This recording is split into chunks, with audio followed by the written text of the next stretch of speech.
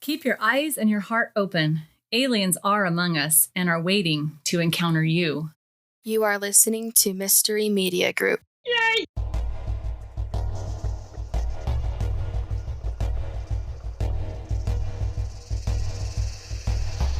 For this evening's topic, I will relay an historical account, which is unusual in the fact that the alien encounter brought actual damaging burns to the individual and the surrounding area.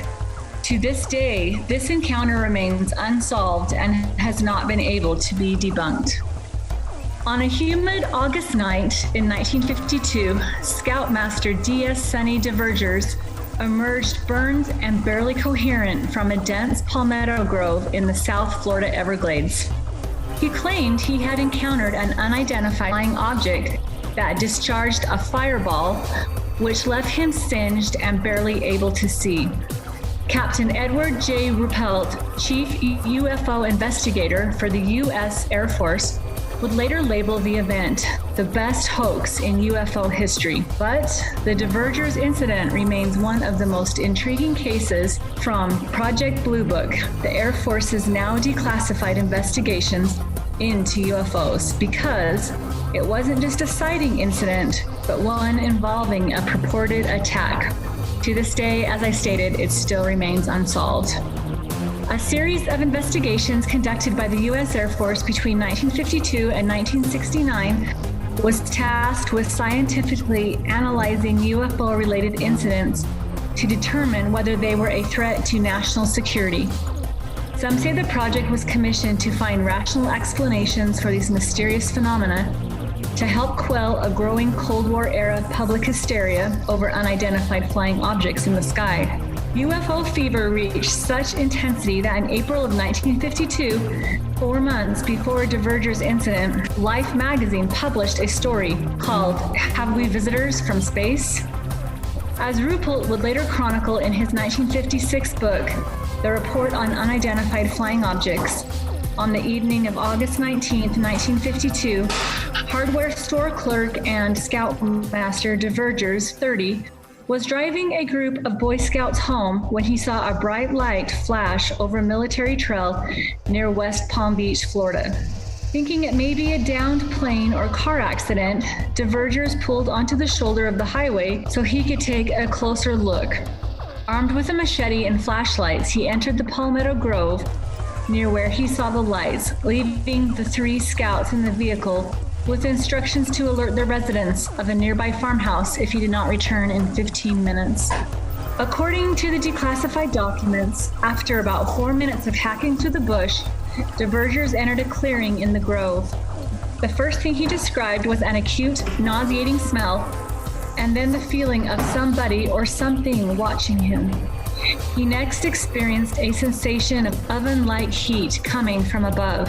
Looking up, Divergers said he could not see any stars as he was standing beneath a hovering object. The object was circular, Divergers recounted, dull black with no seams, about 30 feet in diameter with a height of 10 feet, a convex dome atop it, and the bottom edge lit with a phosphorescent glow. What happens next is what separates Diverger's account from thousands of other UFO sightings. As he slowly moved backwards, he recalled, he heard a noise like metal against metal, like a hatch opening, after which a red, flare-like light came from the side of the object and slowly moved toward him. As he placed his hands over his face, fists closed, hands over each eye, the red ball of light grew into a red mist engulfing him. It was then he recounted that he lost consciousness. When he awoke, Divergers said he was leaning against a tree but could not see properly as his eyes burned. Scrambling back through the palmettos, his eyesight slowly returning to normal, he burst incoherent out onto the highway, where he was met by the boys and local authorities. The 3 scouts, Bobby Ruffing, age 12, David Rowan, age 11, and Chuck Stevens, age 10, had remained in the car after Divergers entered the grove. Later, in recounting what he witnessed to authorities, Ruffing said he initially saw a semicircle of white lights descending into the trees. Ruffing also recounted seeing a red light through the brush, as did Rowan and Stevens, who told of also seeing divergers' flashlight through the trees before going dark. That is when the scouts headed to the nearby farmhouse for help. A Palm Beach County deputy and Lake Worth constable responded to the farmer's call for assistance. Returning to the site of the abandoned vehicle almost an hour after Divergers first said he saw the lights, the officers and scouts witnessed the scoutmaster emerge from the palmettos, waving his machete and babbling incoherently. In all my 19 years of law enforcement work, I've never seen anyone as terrified as he was, the deputy is recorded as saying in Ruppelt's investigation. Back at the Palm Beach County Sheriff's Office, Divergers and the boys underwent questioning. He later described the case as one of the weirdest UFO reports that I came up against. Arriving in Florida soon after the encounter, Ruppelt and his team began their investigation, obtaining statements from all parties involved and taking grass and soil specimens from the clearing in which Divergers said the encounter took place. The latter evidence would prove to be the most inexplicable piece of the encounter puzzle. The fact that they documented and took samples at all is lucky and one of the most interesting aspects of this case, says Jeffrey Wilson, a private industry analyst who examines noteworthy ground phenomenon. As co-founder of the Independent Crop Circle Researchers Association, Wilson investigates global circle phenomena. Though different to the crop circles he examines today, aspects of the Divergers incident led him to further investigate. As the grass specimens were being tested, Diverger's character would come under intense scrutiny, with authorities noting his other than honorable discharge from the U.S. Marines due to car theft, and what Florida locals would describe as his ability to tell tall tales. But when Ruppelt first interviewed Divergers, he described the scoutmaster as likable, willing to cooperate, and displaying the immediate impression that he was telling the truth. Taking into account the background checks on Divergers, along with a return visit to the encounter site, where he determined the Boy Scouts could not have witnessed Divergers and the mysterious red light in the grove due to the distance and the denseness of the foliage.